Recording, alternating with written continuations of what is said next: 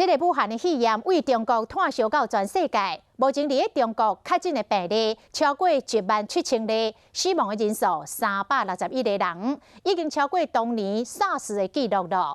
啊，中国以外已经有24个国家区域拢得到这个武汉的肺炎。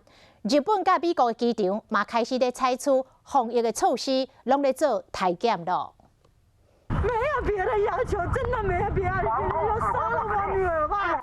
50岁欧巴负责人哀求警察放伊甲因查某囝到江西省，互有癌症的查某囝住院治疗，因为武汉已经无床位啊。经过几个点钟后，警察才放因通过封锁线。新型冠状病毒的疫情继续在传，疫情上较严重的武汉火箭山病院嘛伫3号启用，估计将有1400位医护人员会来。另外，各地客运、铁路拢严格测旅客体温。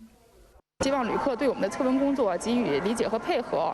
进前有研究人讲，粪便可能会传染，中国专家采取保留的态度。这个粪便会不会传染？当然，这个问题呢，我们还是值得高度警惕的。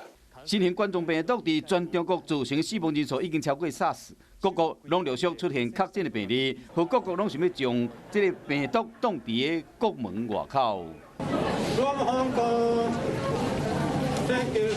日本成田机场开始和中港澳的旅客行独立的通道入境。日本政府计划为2月7日开始，依法拒绝捌去过500个外国人入境。